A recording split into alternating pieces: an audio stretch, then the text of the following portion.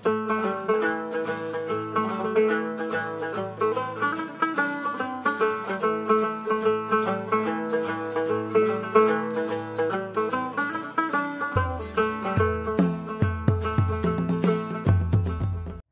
Morning, नमस्ते, सलाम और जुले।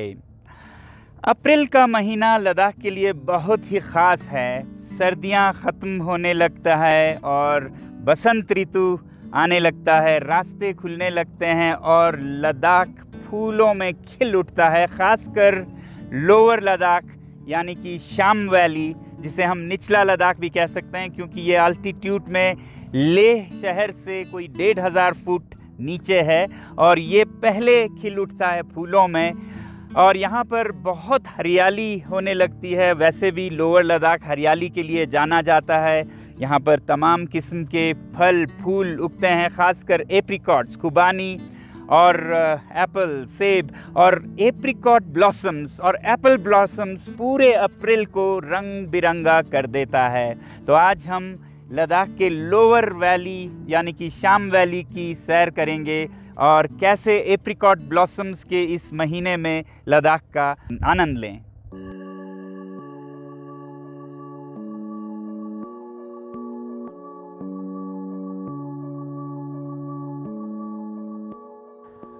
और अब हम आलची गांव के ऊपर के एक पहाड़ी पर आए हैं और आप देख सकते हैं आलची गांव जैसे फूलों से खिला हुआ है, एप्रिकॉट ब्लॉसम्स से।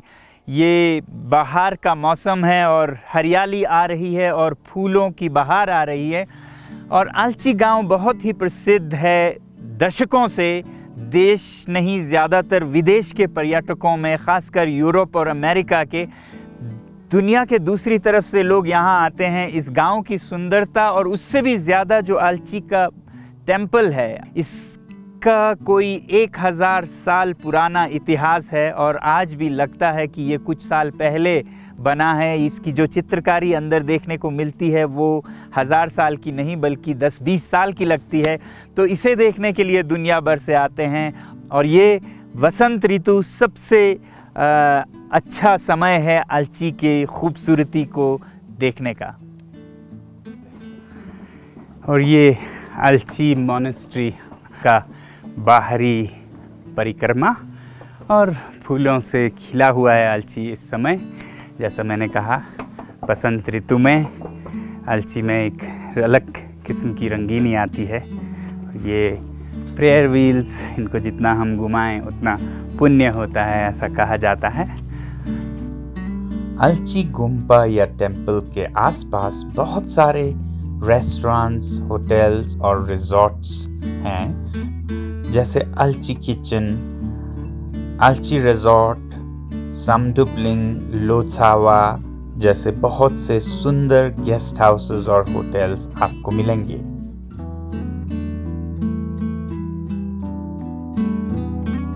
My name is Mia Maria Svensson and I am from Sweden. It's very, very beautiful. I didn't know about it before I came here because as you can see the flowers are light pink and there are apricot trees kind of everywhere and it just lasts for a very short period. It's stunning.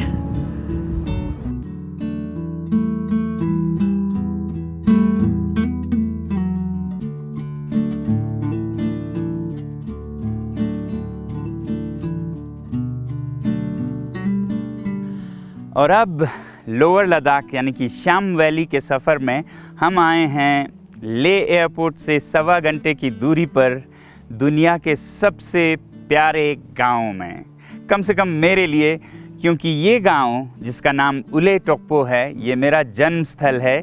यहीं पास में एक घर में मेरा जन्म हुआ था और बचपन से मैं यहीं पला बढ़ा और इसलिए ये बहुत ही प्यारा है मेरे लिए और मेरे ख़्याल से आपके लिए भी। यहाँ पर मैं जब छोटा था सिर्फ 5 घर हुआ करता था, इतना छोटा गांव है, मगर अब ऐसा नहीं है। तब से अब तक में इस गांव का 100% विकास हुआ है, बड़ा हुआ है और ये बन गया है अब 10 घरों का गांव। फिर भी काफ़ी छोटा है आपके शहर से, मगर इस गांव में पर्यटक बहुत मात्रा में आते थे टूरिस्ट्स इंटरनेशनली, ख़ासकर फ्रांस से, जर्मनी से, पूरे यूरोप से। पहले दशकों में जब लद्दाख में टूरिज़म शुरू हुई थी 1974 में, और यहाँ के ये टूरिज़म फैसिलिटीज़, रिज़ॉर्ट्स जो अभी चल रहे हैं यहाँ पर, जो काफ़ी मशहूर हैं, ये शुरू हुए 1976 में। और मुझे याद है हमारा घर एक होम स्टे बन गया था और मेरी माँ उसे चलाती थी। उन्होंने कोई आमदनी के लिए होम स्टे शुरू नहीं किया था। शुरू में जब पर्यटन के लिए लद्दाख खुला, पूरी दुनिया से लोग आने लगे और ये गांव एकदम एक हब सा बनता था, केंद्र सा बनता था बहुत से महत्वपूर्ण स्थलों के लिए। जैसे यहाँ से 15 मिनट की दूरी पर अलची का 1000 साल पुराना मठ है, टेम्पल है, और यहाँ से आधे घंटे की दूरी पर मांग्यू का लगभग 1000 साल पुराना मठ है, और फिर रिजोंगोम्पा 15 मिनट की दूरी पर है। तो इस वजह से टूरिस्ट यहाँ पर आया करते थे, चाहे कुछ मिले ना मिले उन्हें यहाँ रहने को, खाने को, भूले भटके वो शाम को यहाँ शरण मांगते आते थे हमारे घर में। और मेरी माँ, जैसा कि यहाँ एक परंपरा है, लोगों को कमरा देती थी और खाना देते थे परंपरा अनुसार। मगर सवेरे, अगले दिन सवेरे बाहर खेलते हुए मुझे घर के अंदर से लगभग एक झगड़ा सा सुनाई देता था, और पास जाके सुनता था तो पता लगता था कि वो जो पर्यटक है वो कुछ पैसे देने की कोशिश कर रहे हैं और मेरी माँ पैसे नहीं लेने की कोशिश कर रही है। इसी में एक तरह का झगड़ा सा होता है और फिर थोड़ी देर में वो खामोश हो जाता है। लगता है कि पर्यटक हार गए और वो चले गए अपने रास्ते। बस कुछ देर बाद जब बिस्तरा बनाते हैं कमरे में तो दिखता है कि तकिए के नीचे पैसा छुपा के रख के चले गए। तो टूरिज़्म लद्दाख में इस तरह का था 70 के दशक में, और मैं उसे देखते हुए बड़ा हुआ। तो यहाँ पर अब उस छोटे से होम स्टे से बढ़ते बढ़ते मेरे भाई 2 रिज़ॉर्ट्स चलाते हैं जो कि हाई एंड है लद्दाख में। एक उले एथनिक रिज़ॉर्ट और दूसरी तरफ उले इको रिज़ॉर्ट। दोनों रिज़ॉर्ट्स बहुत ही पर्यावरण मैत्रीपूर्ण, इको फ्रेंडली तरीके से चलाए जाते हैं, जहाँ पर सोलर एनर्जी यानी कि धूप की ताकत से पानी का गर्म करना, बिजली उत्पादन करना, ये सब धूप से होती है। और मिट्टी, नेचुरल मटेरियल जो मिट्टी है, उसे बहुत प्रयोग किया है यहाँ के रिज़ॉर्ट के हिस्सों को बनाने में। तो एक इको फ्रेंडली रिज़ॉर्ट्स यहाँ पे बने हैं।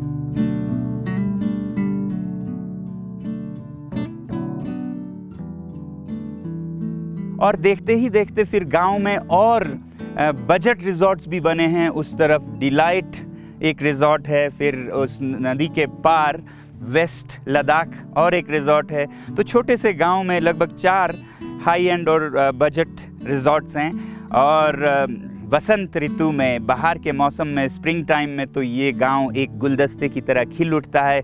फूल ही फूल एप्रिकॉट ब्लॉसम्स के, और जैसे ही एप्रिकॉट ब्लॉसम्स ख़त्म हो तो एप्पल ब्लॉसम्स शुरू हो जाते हैं। और नीचे आप देखेंगे एकदम टर्क्वाइज कलर का सिंधु नदी बहती है इसी गांव के नीचे, और ऊपर हिमालय के ये पर्वत जहाँ पे स्नो लेपर्ड्स और अलग अलग किस्म के हिरने देखने को मिलते हैं। खूबसूरत एप्रिकॉट ब्लॉसम, ऐसा लग रहा है जैसे मैं फेरी लैंड पहुँच गई हूँ। बचपन में जो फेरी टेल्स में फेरी लैंड होता था, ये उससे कुछ अलग नहीं है। I love it. It's stunning, and especially with the scenery around, with the mountains, and you can still see some snow, and also with the Indus River, and it's just amazing. Like, it's breathtaking. अब इस उले टोक्पो से ज़रा आगे जाएं तो न्यूरला गांव में दी एप्रिकॉट होटल बहुत ही मशहूर है।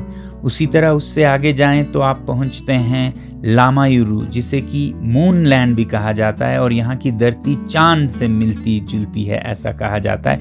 यहाँ पर द मून लैंड होटल, और फिर यहाँ एक बहुत ही प्रसिद्ध मॉनेस्ट्री है लामायुरू मॉनेस्ट्री, जिसको देखने दुनिया भर से लोग आते हैं। और अगर पश्चिम की तरफ चले जाएं तो फिर आर्यन वैली, और यहाँ मिलेगी आपको आर्यन वैली कैंप और अन्य सुविधाएं। इसी तरह हिमिसचुप्पचन गांव में तोगोछेपा इको होटल, सस्पोल गांव में ड्रुक होटल और न्येमो गांव में द न्येमो हाउस, जो कि एक बहुत ही सुंदर रेनोवेटेड हेरिटेज बुटीक होटल है। इस तरह से लद्दाख का शाम वैली भरा पड़ा है होटल्स, रिजॉर्ट्स और अनेक सुविधाओं से, जो कि खासकर यूरोपीय टूरिस्ट्स में दशकों से मशहूर है। तो ये था हमारा सफ़र लोअर लद्दाख, शाम वैली, या इसे निचला लद्दाख भी कह सकते हैं, क्योंकि आल्टीट्यूड, ऊंचाई में ये लेह शहर से कोई 1500 फुट कम है और इसलिए लोगों को यहाँ आने पर सांस लेने में थोड़ा राहत भी मिल सकता है। हालांकि ये वैली लद्दाख का पर्यटन का एक केंद्र हुआ करता था 70, 80, 90 के दशक में। अंतर्राष्ट्रीय यूरोप और अमेरिका से आते थे लोग, मगर अभी ये थोड़ा बेस्ट केप्ट सीक्रेट सा बन गया है लद्दाख का, क्योंकि अब ज़्यादा लोग पांगोंग लेक की तरफ या नुब्रा की तरफ जाते हैं, जो कि अपने आप में बहुत खूबसूरत हैं, मगर लेह शहर कुछ ज़्यादा ही क्राउडेड हो रहा है। तो इसलिए ज़रूरत यह है कि हम फैल कर ऐसे वादियों का आनंद ले जो बहुत खूबसूरत हैं मगर लोगों को पता नहीं है। तो शाम वैली बहुत ही सुंदर एक तरह से लोकेशन पर भी है, क्योंकि ये जहाँ लेह एयरपोर्ट से 1 से 1.5 घंटे की दूरी पर है, जिसमें आपके 1 से 1,500 फुट नीचे हो जाता है और आपको अल्टीट्यूड के असर से राहत दिलाती है शाम वैली। तो ज़रूर विज़िट कीजिएगा इस वैली को। लद्दाख के और हिस्सों के बारे में हम अगले आने वाले अंशों में फिर बात करेंगे। शुक्रिया, धन्यवाद, सलाम।